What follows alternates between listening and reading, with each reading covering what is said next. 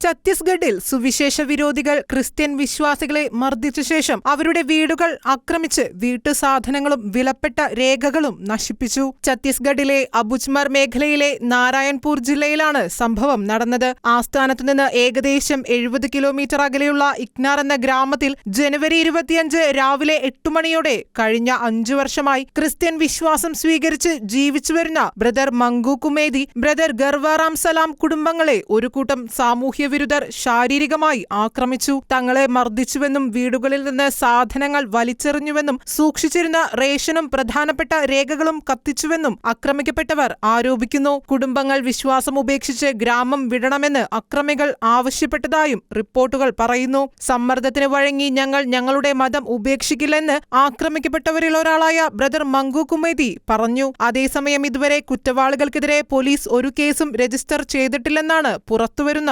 റിപ്പോർട്ടുകൾ.